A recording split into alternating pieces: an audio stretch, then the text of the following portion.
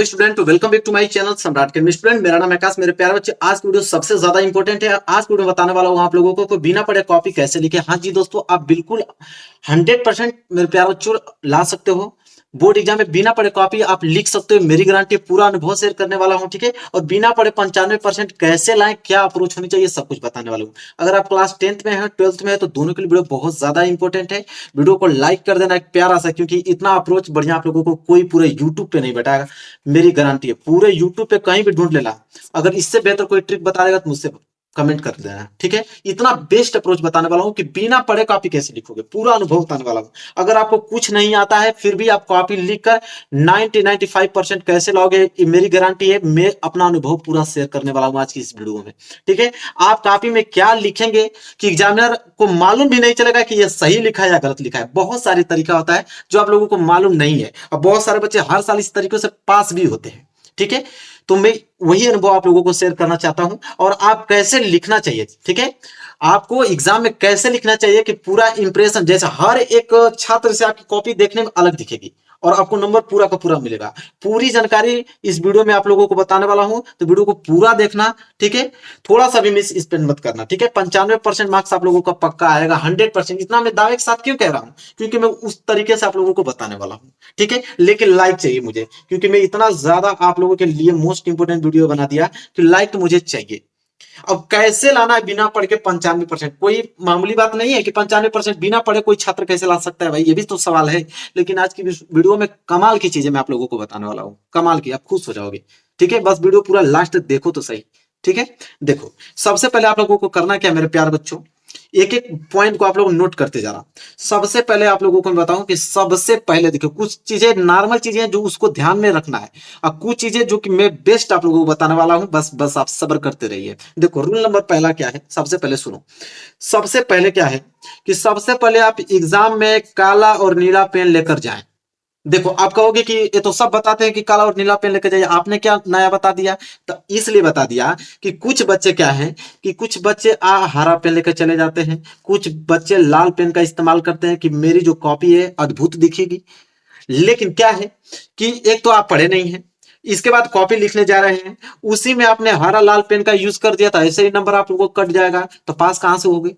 इसलिए बता रहा हूं कि सबसे पहले आप लोगों को सिर्फ काला और नीला पेन ही लेकर जाना है एग्जाम में। पहली बात जो कह रहा हूं उसको मानो तुम, ठीक है। इसके बाद आपको पहले, सबसे पहले देखो, आपको क्या होगा कि आपको सबसे पहले ऑब्जेक्टिव प्रश्न और एक निश्चित समय दिया जाएगा।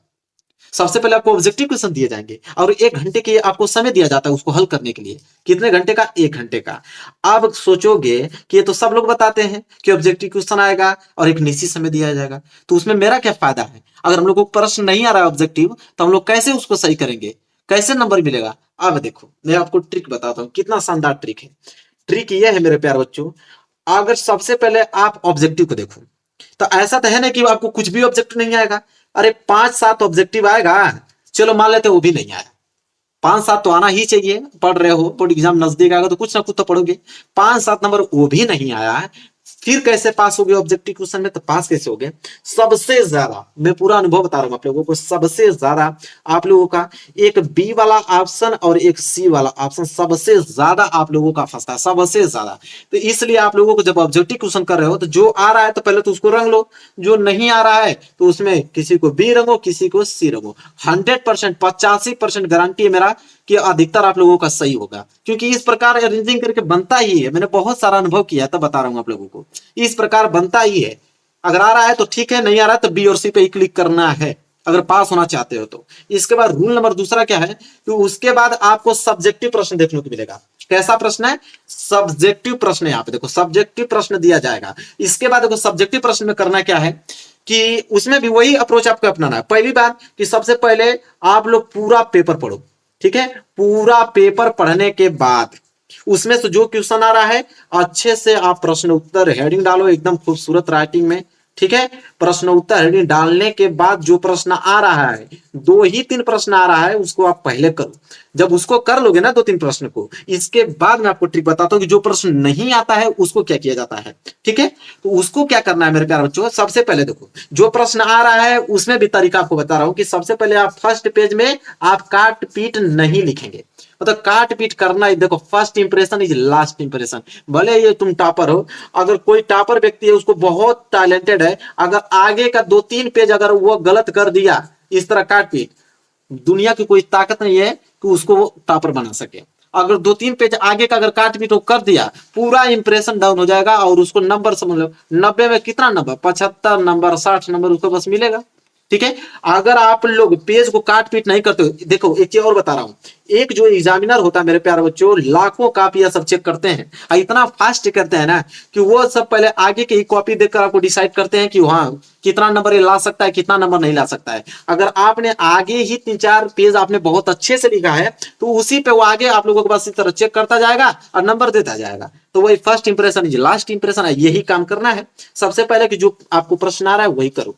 आपको राइटिंग जितना अच्छा हो सके उतना अच्छा लिखना है, क्योंकि इंप्रेशन बनाना है आपको 2-3 पेज में। अगर वो इंप्रेशन बना दिए तो समझ लो कि बल्ले बल्ले, आगे की कॉपी भले तुम गलत लिखो वो पक्का चेक होगी 100%, कोई दुनिया की ताकत नहीं रोक सकता उसको, लिखित बता रहा हूं।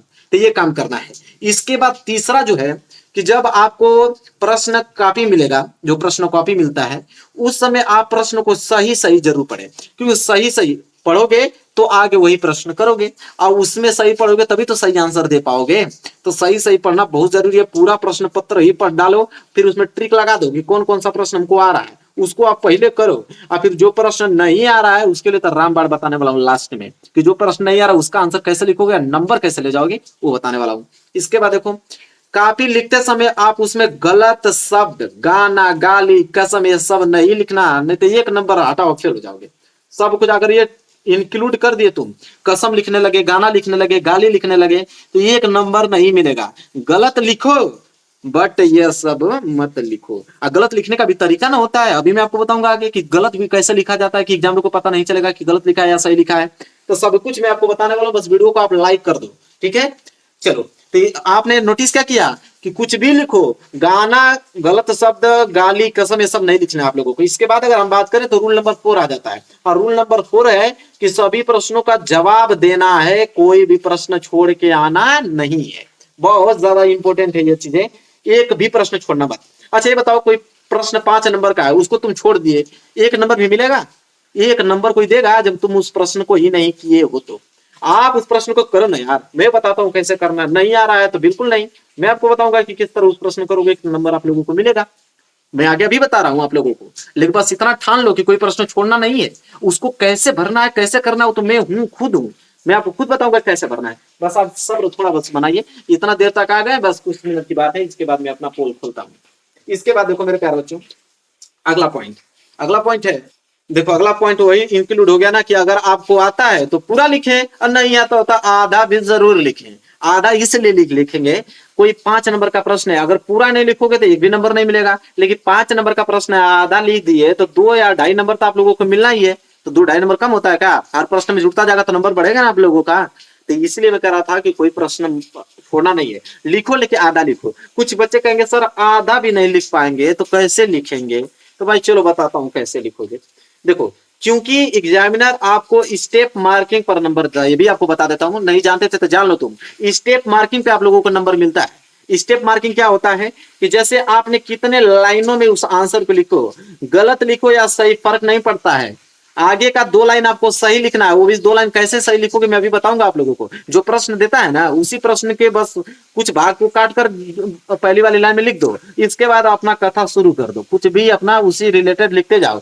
स्टेप मार्किंग जैसे वो काफी चेक करना जाएगा ना, देखेगा कितना लाइनों में तुमने आंसर लिखा है, उसी लाइनों के आधार उस नंबर दे देगा कि 5 में इसको 4 दूं, कि 5 में 5 दूं, कि 5 में 3 दूं। ठीक है, अगर आपको कोई प्रश्न नहीं आता है तो क्या करें? मेन तो यही बात है, समस्या तो यही है, हर एक सब्जेक्ट में तो यही समस्या है कि अगर आपको प्रश्न ही नहीं आ रहा है तो आप क्या करेंगे और कैसे आप लोगों को नंबर आप लोगों को मिलेगा। मेन समस्या आप लोगों का यही है।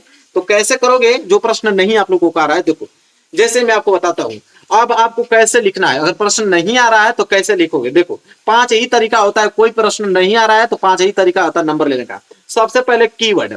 कीवर्ड मतलब क्या होता है? जैसे आपको बोल देगा विद्युत धारा, अगर बोल दिया आपको ना कि विद्युत धारा किसे कहते हैं बताओ, तो कीवर्ड इसमें क्या है आप लोगों का? या तो विद्युत है या तो धारा। तो विद्युत के बारे में जानते हो कुछ? जानते ही हो लाइट तुम्हारे पास है भाई, विद्युत के बारे में जानते हो, विद्युत के बारे में कुछ ना कुछ धीरे से विद्युत डालोगे, विद्युत यह है, विद्युत यंत्र है, उससे विद्युत धाराएं बहती है, लाइट जाता है, कुछ ना कुछ लिखना चालू करो।